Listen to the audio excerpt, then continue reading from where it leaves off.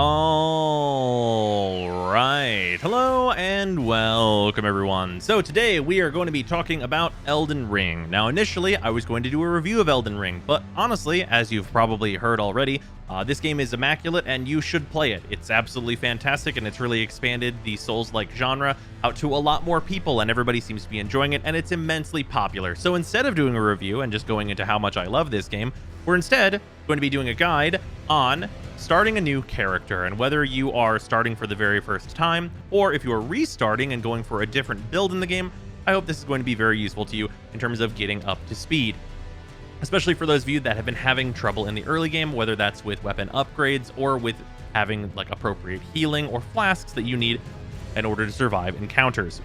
In this video, it's going to be about a half-hour run through, and we're going to get our flasks up to 7 total flasks and +4 quality. We're going to grab our flask of Wondrous Physic, and in addition to that, we're going to have all the materials necessary to get a +3 regular smithing stone weapon or a +2 somber smithing stone weapon. Obviously, for those of you that know about it already, you can get a considerably stronger somber smithing stone weapon in about the same amount of time, but this is for people who are new to the game and not wanting to skip straight to those very late game areas where you can, see the whole game essentially before going back and doing everything. For that, we're going to be starting a new game, and class picking is only somewhat important. For the purposes of doing this quickly, I am going to pick the Samurai, as I think the Samurai is the best overall starting class, but as long as your class, or if you're willing to grind a level or two out, has 12 strength or 15 dex, you're going to be just fine, as there are multiple weapons available to do the one requirement of this, which is to have a bleed weapon. And I am going to be showing where to get the Uchi if you did not start with it, and also to get a different bleed weapon if you're not going to be building for dex and don't want to build up to 15 dex in order to be able to use it. For that, let's start up, and let's go for a name. How about Fast? In terms of keepsake, which is the only really important choice here, besides, of course, your cosmetic ones, I would suggest the Golden Seed, but you're still going to be at the same amount of flasks at the end of the video, whether you chose this or not, so don't worry about it. It's just going to put you closer to that 8th flask. All right, starting off, we're going to run through the tutorial as quickly as possible. I will note that along this route, I am just going to be giving some other tips and things and just some knowledge on where certain items are, whether like you're going through different types of builds, or if you've seen items already and you want specific stuff, or if you're more interested in magic or faith or whatnot.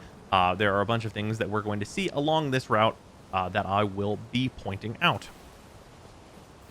Also, the tutorial boss obviously jumps in here, but you do not need to beat him in order to progress. And unless you want his items, there's honestly not a huge reason to do so.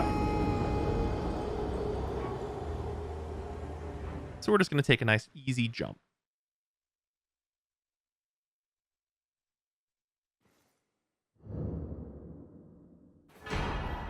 Now, moving forward, there is a tutorial hole here, so if you're new to the Souls series, I would highly advise doing that. But otherwise, we're just going to move on through.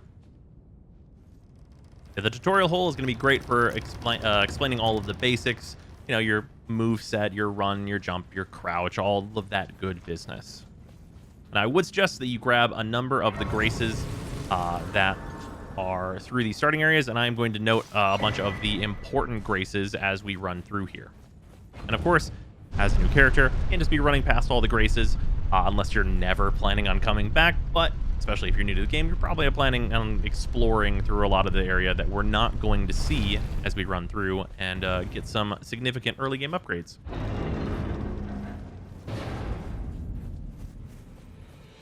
Also, NPCs and stuff, I will mention if you're going to miss anything. The TLDR, though, on terms of enemies or NPCs that we're going to be running past, is that not talking to them is not going to ruin anything for you. So if you don't talk to that guy, his quest is still going to be very completable, and you're not going to miss out on anything, except for him calling you maidenless.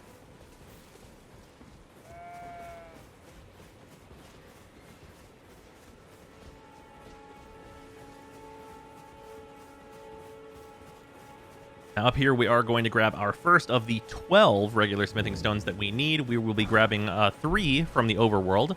And then we'll be grabbing 9, all from one other location, and that will allow us to very quickly get our +3 regular weapon.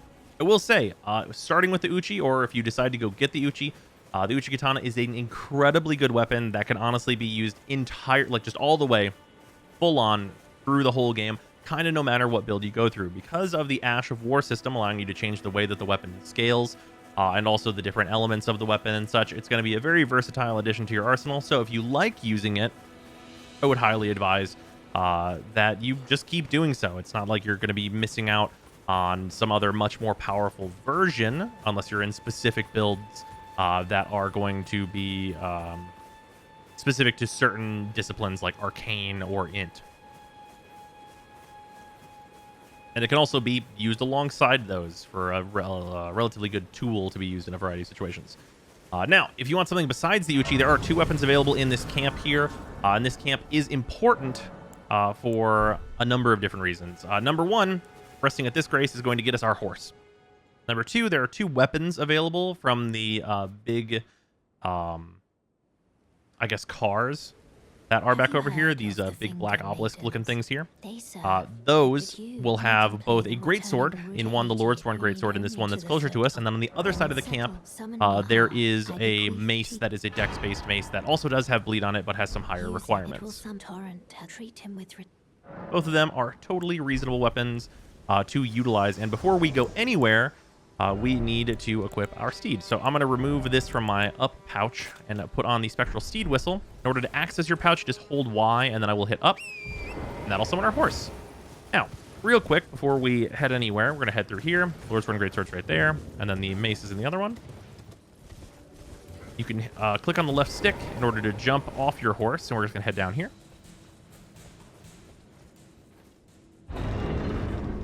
And here, this is going to give us access to the Ash of War system. This will be important. We have our whetstone knife. Now we can just teleport back out to the gate front. You can also get the map here in this little gate front area, but we're not going to be too worried about that. Feel free to grab it if you'd like. Now we can just sprint past up here. There will be a giant that jumps down. He's tough, but you can fight him. Definitely doable. I will say most of this route is not really going to test your combat skills. I'm going to keep this very simple for those of you that might be new, so there's not going to be any outrageous combat challenges you're going to need to overcome that I'm going to do very easily because I've done it a million times or something like that. This is going to be intended to be very accessible for kind of anybody. Now, jumping up here, we do want to grab this Grace, as there is a character to talk to in here that will become important in a moment, and then there's also a sword stone there. But we're going to head off to our east first and grab another important Grace, or at least an early important Grace. Also worth noting, you can spam B while on the horse, or spam sprint, in order to go faster than you would normally. In general, I'm not going to be doing that because it is, a bit annoying to do, but feel free to do that to catch up to me if you fall a little bit behind. This guy here, he will sell you different Ashes of War that you can try it on your weapons. He has good variety. The especially important one that he does sell that is very cheap is No Skill, which you can put on your shield that has like a parry usually. And if you don't want to do the parry, you can throw that on there and be able to do your right-handed weapon skill, which is especially good if you find a nice shield that you want to use that has, something you don't want to do, as opposed to doing like the Uchi skill. Speaking of the Uchi, if you don't have it already, it is available from this little dungeon here. It's already open. You can just push those doors in and go inside. It is on a little like raised area with 2 skeleton archers. So if you run through there, you can really just avoid all the enemies and grab it, but we won't be showing it off here. It's a pretty easy run inside, and it's a pretty easy area in general. The character you can hear there is Alexander. You can go up there and have that goofy interaction with him, but by not doing it, you are not going to be missing anything.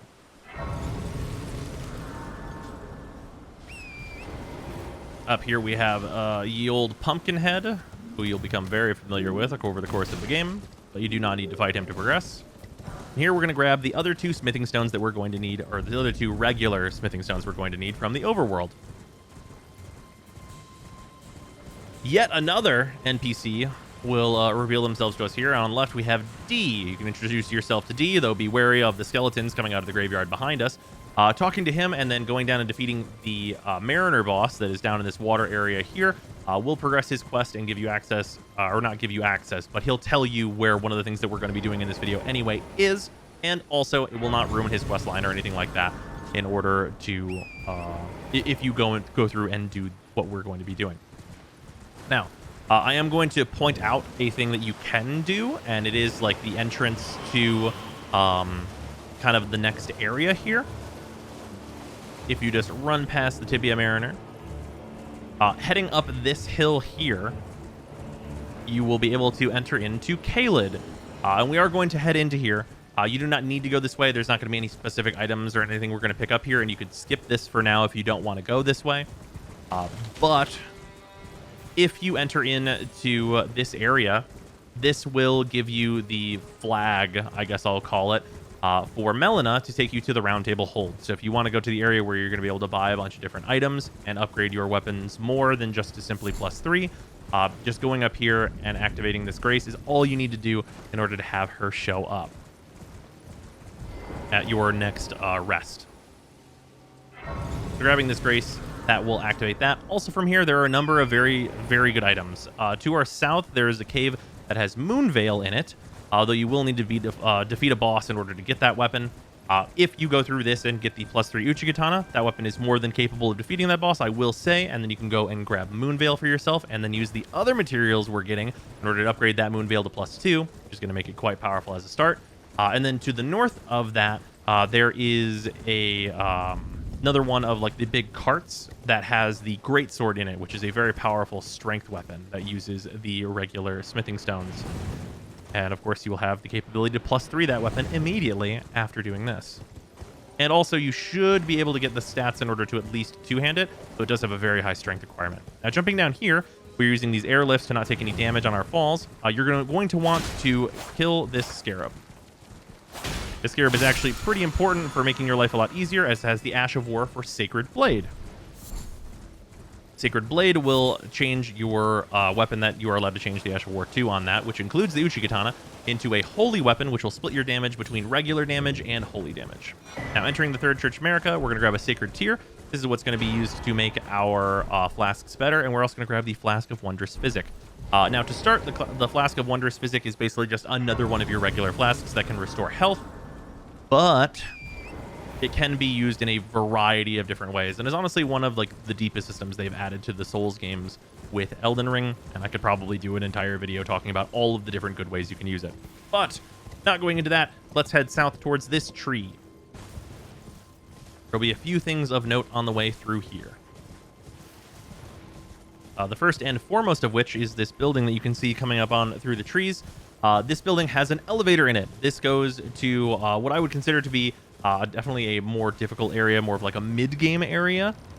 But if you take this elevator down, there is a grace at the very bottom of it. You can go and grab that and then head right back up and continue on this path if you don't want to have to come through here again. But moving on, over the minor Erd tree here, we are going to grab what is right here, which is some tears. These go in the Wondrous Flask, so you'll have a few options to start yourself out. From there, we can just continue to head south and grab the road. We're going to be heading to another one of the golden seeds, which are going to allow us to further upgrade our flasks.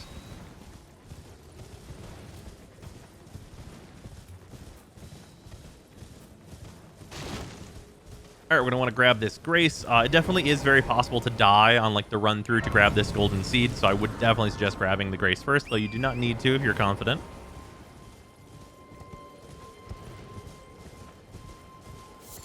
Also, just in general, for anyone who this is like your first look at Elden Ring stuff, it is very worthwhile to like go in here and like explore these areas and defeat these enemies and get all of that stuff done.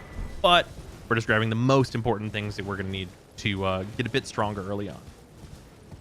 Right down here, we're going to head out of this zone. And we can very quickly run across here to our next most important area, which is to say, heading to the Weeping Peninsula, which is that large island over there.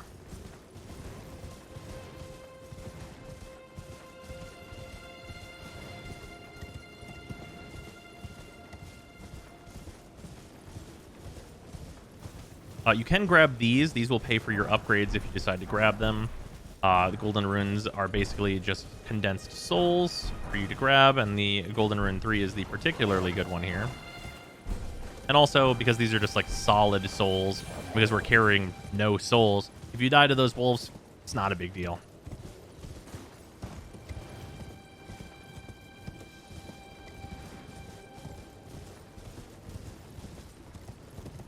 All right, running up over here, you probably will take a little bit of damage on this fall.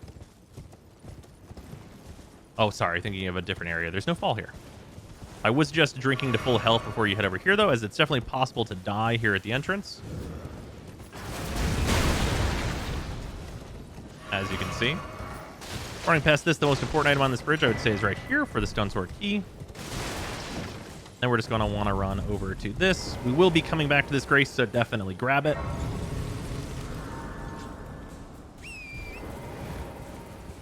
A bit of a jump here. I'm sure you can get it. Not particularly difficult.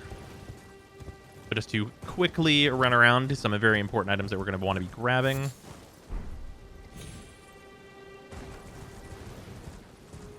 Also not a particularly dangerous jump. I think you can, if you really try, take a little damage on that fall, but almost certainly never going to happen for you.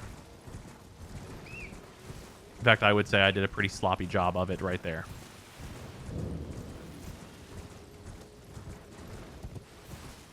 Running through here, we have another wind that we're going to be jumping up this time. We're going to be heading to yet another church, and then quickly following that, yet another church. Also worth noting that between these two churches is a weapon that, if you're planning on building faith, I would have really highly advised you look into, that being the Winged Scythe. We are going to run right past the location where it is located, and I will make note of it once we are there. Also, in general, I'd say that you're not going to come back to this particular church, though there is stuff around here for you to explore. But this and the next grace are so close together that it's usually not going to matter too much whether or not you have this one.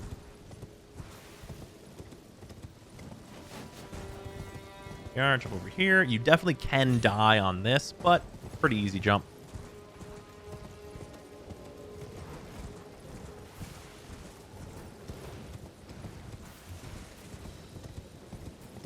Now down here is where you can get the Winged Scythe.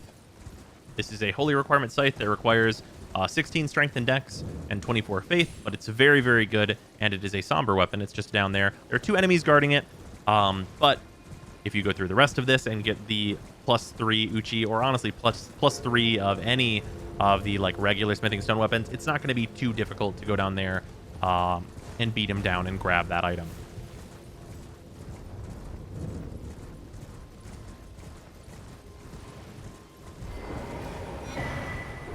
Another sacred tier, grabbing this grace. Now there is one more thing on this side of the Weeping Peninsula that I do want to make note of. That is that if we head this way, there's a quality of life item that you'll almost certainly want during your playthrough that is going to be available from a merchant over here. Also, whenever we get the souls get to level 35, you're going to have a bit of extra, and this is one of the things that's, you know, a very good thing to spend it on, as you're going to use it for a lot of areas of the playthrough in all likelihood. So grabbing this grace, if we talk to him, there is a lantern that he can offer us. This lantern does not require a hand, so you're not going to need it. You're not going to need to replace one of your weapons with a torch, and it also doesn't weigh anything. This just attaches to your waist and will illuminate dark areas. I would highly advise grabbing that with an extra 1,800 souls, and then simply putting that on your pouch slots, just like we did with the Spectral Steed Whistle. I prefer down personally. With that out of the way, we can head back over to the Bridge of Sacrifice and head south this time. Heading south here, this is going to be where we're going to see the other available bleed weapon. This bleed weapon has incredibly low requirements of only 12 strength and 8 dex. So if you can't use the Uchi, you really should be able to use this one. As most classes are going to meet, if not all maybe, are going to meet these requirements. I think maybe one of them doesn't. Yeah, that is the Morning Star right here. Yeah, that weapon, very, very accessible. And we're also going to grab a Smithing Stone 2 here, which will put you on your way to that +4. You can grab that. It is a bow skill. Not particularly important. Now, up here, you can see this all black horse. That tells us that it is nighttime. So this grace is actually a perfect opportunity to go and grab a very, very important item. That is if we head back to the Church of Ella at any point when it's night, and you progressed a little bit after grabbing Torrent, This way, Granny, Tarnished. or Renna, May I will have appear a word? at the Church of Ella. A pleasure to meet thee, Tarnished. I am the witch Renna. I'd heard and upon Now, talk if you tell her that you do indeed ride a horse, which you do, you will get the Spirit Calling Bell and also the Lone Wolf Ashes. This will allow you to summon spirits. These spirits are able to basically help you during tough fights. They're not available always, but you're going to be able to spend some of your FP in order to summon them. So those can also be equipped, and I would suggest you equip them here. And whenever you have the blue gate appearing on the side of your screen, they will be summonable. This is especially good if you're not planning on using any magic. I would really highly advise you instead use a summon to at least spend the, amount of mind that you're starting with, basically, because you are going to have some amount. Like starting as a samurai, we have at least 71, and it only takes 55 in order just to summon the wolves, which are going to at least be a little helpful. Obviously, though, you're probably going to use weapon arts and stuff as well, which will also spend the blue bar, so you're probably going to have a bit more than that, and the summons are definitely worthwhile to use. Now, from here, we can head just straight back over to the Castle Morn Rampart.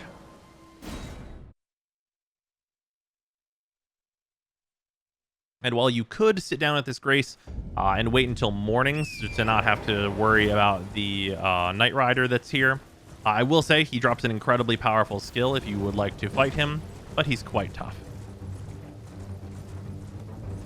But he should leave us alone pretty quickly here as we get further away from him. Over here, we are going to grab quite a few important items, although this giant is going to be firing arrows at us. First important item of which is this golden seed. This is also going to be where we are going to get our somber smithing stone 2. We are grabbing the 2 before the 1. You can grab them in any order. Doesn't particularly matter. We just happen to already be down here.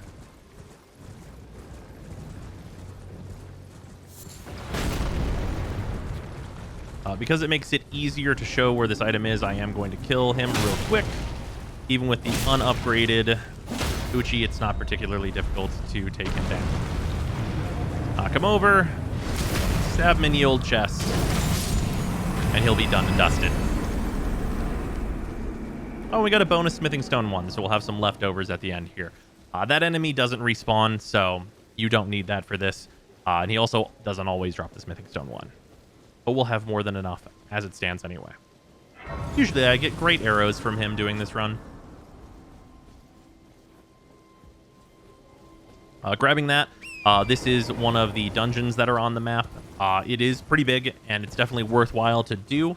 I will tell you the reward from the main boss of it is a very good strength weapon that you can build around. So if you are going strength build, you're definitely going to be extra interested in there, but there's plenty of items besides just that. So grabbing this, that is the Somber Smithing Stone 2. There's another item right there on the beach, but it's just an Arteria leaf, which is like a minorly, maybe not really important at all, crafting material that you can safely ignore. Now, running back out here, we are now going to head to the gate front once again.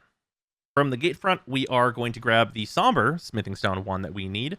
And in addition to that, we are going to head to the place where we are going to get the rest of our regular smithing stones.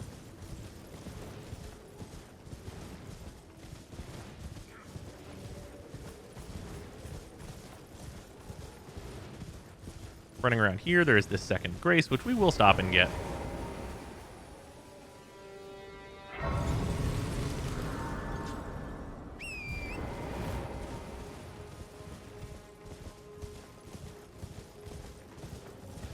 Also upcoming here, there is also a quest you can start there by hitting that brown bush. And then in addition to that, this beetle here in particular, if you're on a strength build, this is an incredibly powerful skill for you to grab. It is determination. Very, very good. Would highly suggest. Also, there is a bonus smithing stone 1 here if you, for some reason, don't have the amount that you need after watching this video. There's a bonus 1 there for you. From this man in the chair, please. Please. We are going to get our somber smithing stone 1. Obviously, you can wait until day if you don't want to have to worry about the Knight's Cavalry. And then also, a thing of note here that we're not going to mess with, these ruins, if you are a magic user, I would highly advise that you go down the stairs that are here and defeat the smaller boss. Because if you do, you will be able to learn some more magic as a reward for doing that little area. So if you're going to be a magic user, I would highly advise going there. Now, what we're running up to here is going to be pretty important. Up over this way, there is a jail, an ever jail, up the hill that is in this big round area surrounded by these round boys. And if you go up there and go in and defeat the boss, that is going to get you the Bloodhound's Fang. Bloodhound's Fang is a weapon you've probably seen before, allows you to do some cool like teleport slashes and stuff. So if you're into that, would highly advise you go and defeat that boss, though it is going to be much, much easier to defeat that boss if you do the rest of this first.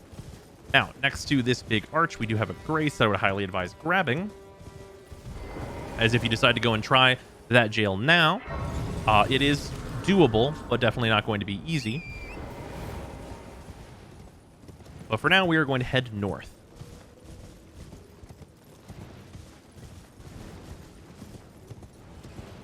Now, this is Agheel Lake. If you saw the previews for Elden Ring, there's a dragon that hangs out here, so we're going to be avoiding fighting the dragon, as the dragon will take very little damage from what we have equipped right now.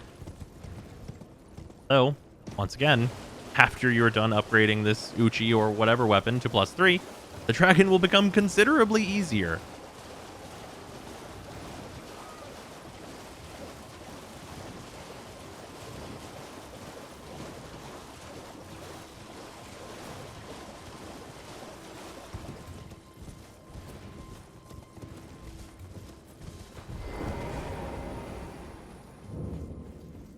All right, headed down into these Limgrave Tunnels. This is where we're going to find the other 9 of the stones that we're going to need in order to upgrade the Uchi Katana. Now, for this, we are going to sit at this grace, and we need to change a few things to make this a whole lot easier on us.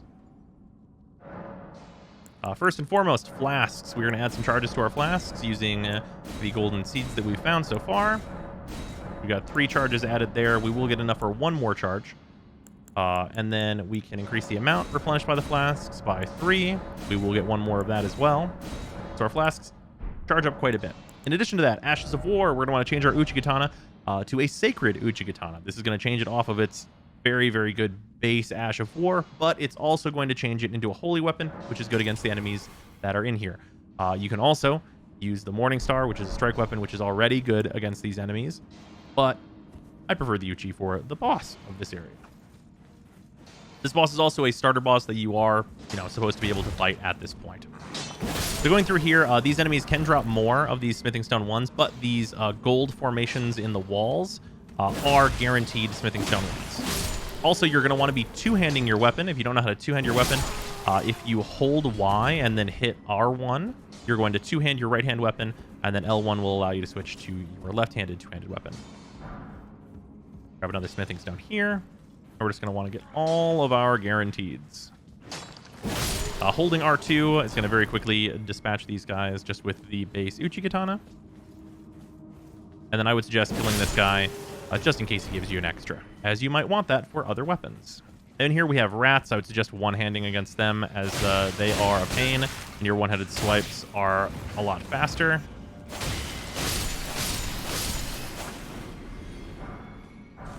Grab the guaranteed smithing stone that's right here. Take a little drink, which will very much heal us to full. And move on.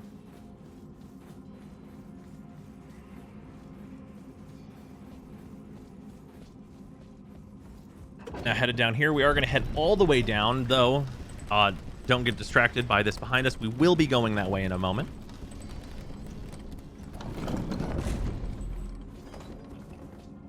Down here, once again, the first enemy that you're going to find is not a miner, which will require you to two-hand, but it's instead a dog, which I would highly advise the faster one-handed swings for.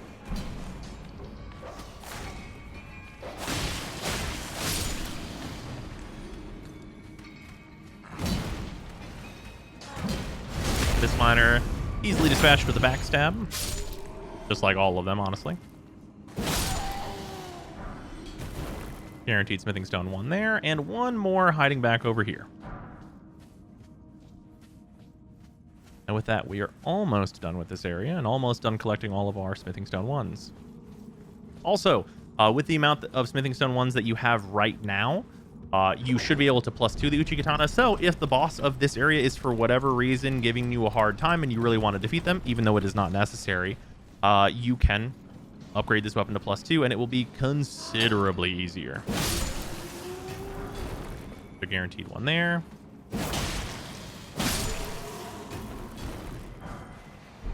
Also, a bit of advice just for combat in general in Elden Ring. The jump attacks are very good, and especially with the katanas, the jump attacks are extra good. So I would highly advise using them, as they will help you break through the poise of enemies and open enemies up to opportunity attacks. Didn't miss anything here.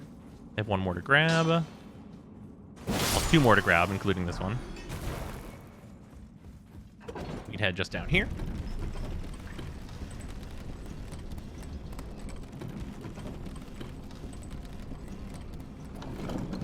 Nothing here. There is notably a somber in here, but we already have the ones that we need.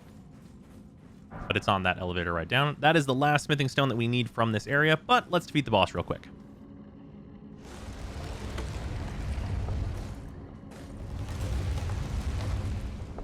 This boss will require you to either do jumping attacks or do two-handed attacks in order to not bounce off his skin, but is a relatively easy fight.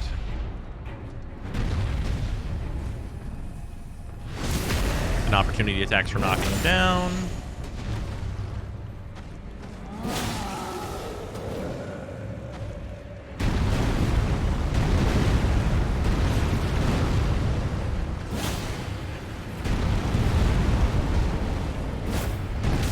Oh, whoops, forgot about that part of the attack. Take a little drink.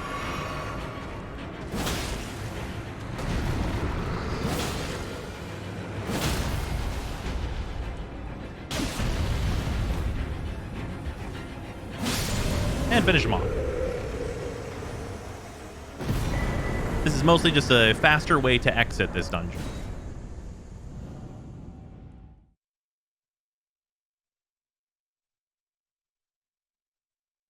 From here, though, and with the souls that we just gained from that fight, we can quickly teleport back to the Church of Ela.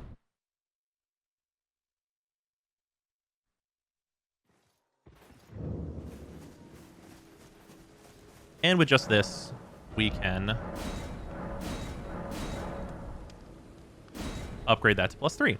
It cannot be upgraded further at the smithing table. For that, you're going to need to head to the Roundtable Hold. But because we went to the Caelid fire, the next site of grace that we sit at, that's in the overworld and not inside like Limgrave Tunnels, we are going to get brought to the Roundtable Hold. I've been testing you to determine if you had. It seems torrent, whereas there is, but I can take gathering. Very well. Let my hand. Now, we're not going to go too far into the Roundtable Hold, but basically it's going to be your hub and just kind of central upgrade area.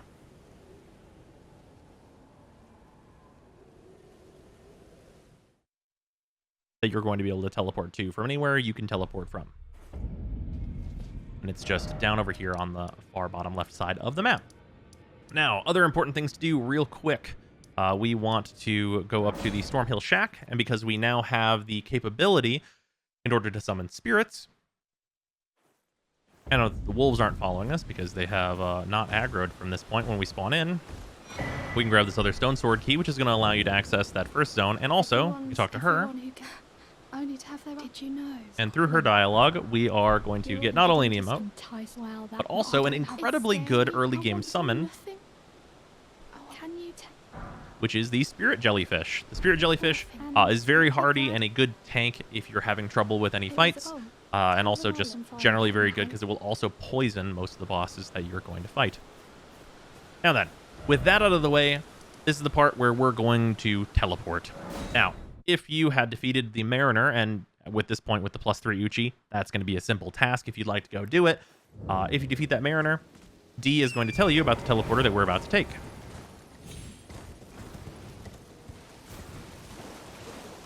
So right here, this teleporter hidden in the bush here is going to take us to the far side of Caelid.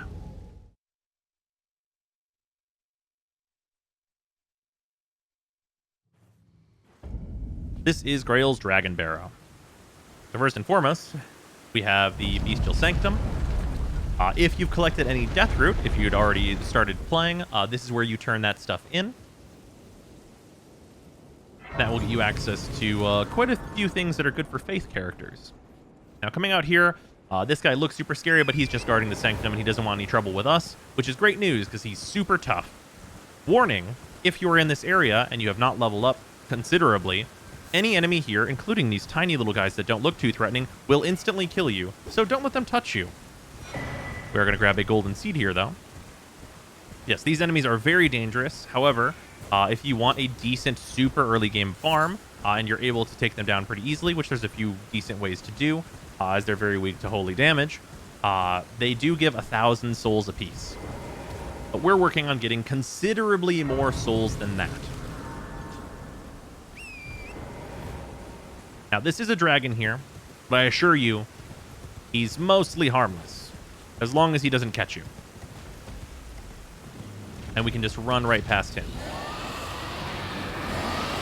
Very quickly. With great speed, I would suggest. Because if he catches you, you're gonna die. But ideally, he won't catch you. Torrent's very fast.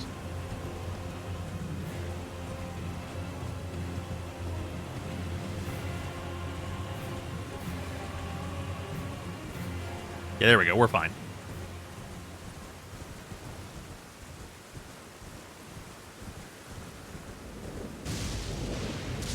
Running through here, there's another boss actually at the bottom of this minor Erd tree, but you can just run around this side here to avoid that.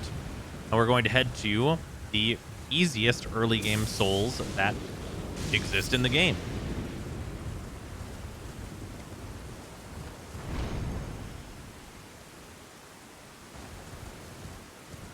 That is from this incredibly large dragon you see on our right. This is Grail. To my knowledge, and honestly to everyone's knowledge, if there is a quest or anything like that associated with this dragon, it either is going to be DLC in the far-flung future, or alternatively was scrapped and taken out of the game. So you don't have to worry about missing anything by killing this large dragon. However, before you do, there are a few things that we need to do in order to prepare for that. First and foremost, we need the last of our flask upgrades. So by running over here, we have yet another puff of air with which to land on. Though there are spots here that even without this, you could survive the fall. There's yet another church here. Now, this church does have some rather nasty enemies outside of it, but you can very easily avoid them by approaching it from this direction. And also, notably, this will be an important area for Millicent's quest, who is the lady that you see here. Coming in here and not talking to her or anything isn't going to ruin anything, though. So don't worry too much about it. And just have this teleport point for a bit later. Now, we are going to head all the way back to the first step. This is a thing that we couldn't do because we didn't have Torrent yet, but it's very important now if you want to get straight from the level 9 that we are now, straight to like level 35. Because without doing this, you're going to be at considerably less level. Also, I am doing this a faster way. You can do this a much less dangerous way by simply just going around and down through the beach, but this is the more fun and faster way to do it. This will get you 1 gold pickled foulfoot. And just for fun, we can jump off this.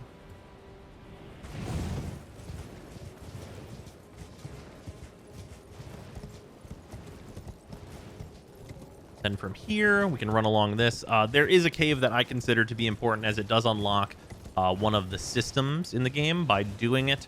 I'm not going to spoil what that is for you, as it's minor and not required to complete the game or anything like that. But there are assuredly a lot of cool rewards in this cave that you're probably going to want to go and do. And I will say, now that this +3 Uchi has been acquired, this cave will not be any trouble whatsoever for you. As it is, I would say, balanced for a +0 weapon. Now, with everything that we've acquired so far, we can head back to Fort Faroth.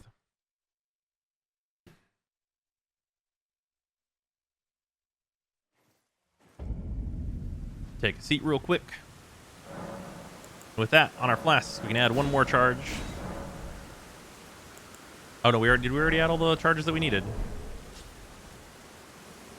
Oh yes, we're already at 7. Sorry, we added all the charges we're gonna get. That was just the extra golden seed that we picked up there. If you would have one fewer flask at this point if you didn't start with a golden seed, but we can increase the amount replenished and get our nice +4.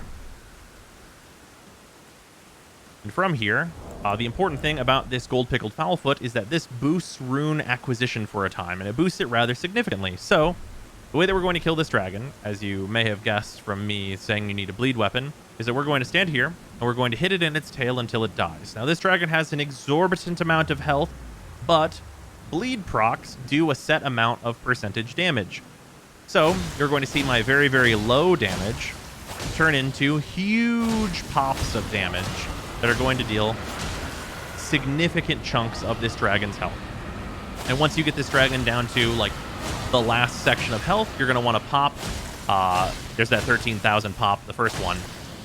You're going to want to pop the gold pickled fowlfoot that we acquired, and that is going to change the souls that you're going to acquire from about 65,000 to a little over 90,000, which is a very significant increase in souls acquired and levels gained. And this is all with only doing one of the, very early minor dungeons. And after this, you're going to be more than ready to go take on Stormvale, which is, of course, the first major area, and fight Margit.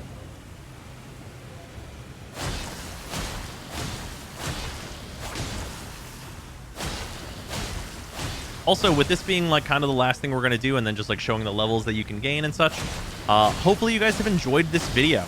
Thanks for watching. Hopefully you have had a good time and have learned something and have maybe, sped your way through like the early bits of a character.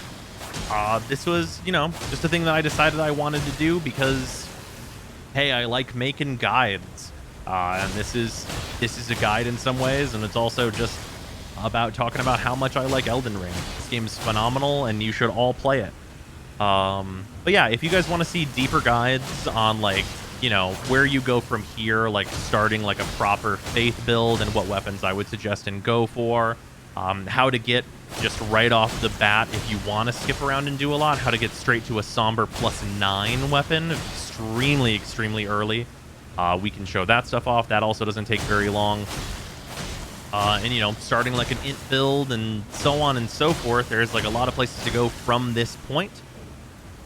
And you could go to really any of them.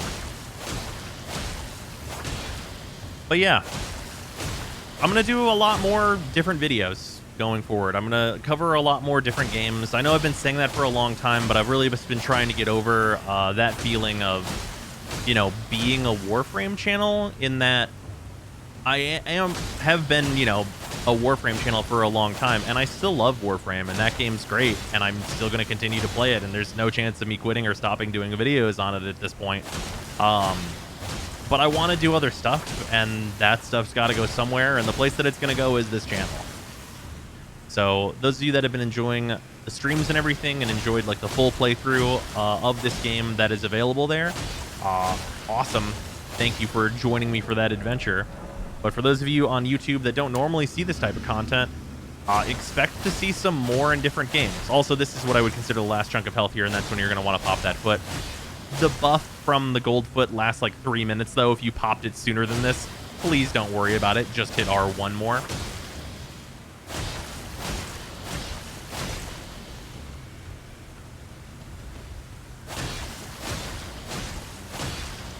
should very soon here. Also, worth noting, you don't need the Uchi to be +3 to do this. The most important thing is that, like, it does the bleed procs, which don't change whenever you upgrade it. So all that's going to change is at the very end bit here, this last little sliver of health is going to be a bit faster because you'll do very slightly more damage. But you don't need to invest in the Uchi at all and spend all those stones in order to get this part done.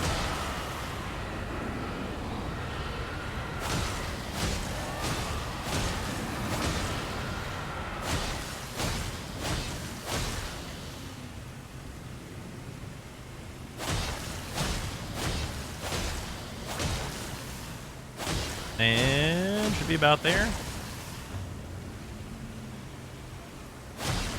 There we are. Whenever the tail jerks like that, you know you're done. And then with this, I believe with the extra little 3,000 souls we have, we'll actually be able to get to level 36. Yeah, we're at that 9,000 or 99,900 souls. With that, we can level up straight to 36 with that little bit extra that we got from going and upgrading our weapon to +12 and getting the souls out of that cave a little early. But yeah, that'll get you straight to level 36. These stats can be distributed in like a lot of different ways. Even if you got a really high strength requirement, that's a lot of levels to gain. Like you're almost at like some of the highest strength requirements in the whole game from here. And if you're going to be using the greatsword, that's only, I think it's a 31 strength requirement. So you've even got some leftover levels that would really suggest you pump into health if you are going to go for one of those really high requirement weapons. But of course, this can be spent however you want. And you can, you know, just distribute it in whatever way makes sense for the build you're going for. Going for an intelligence build, go for that. Go get the items for that, which is another video I could do, honestly. And go do that stuff.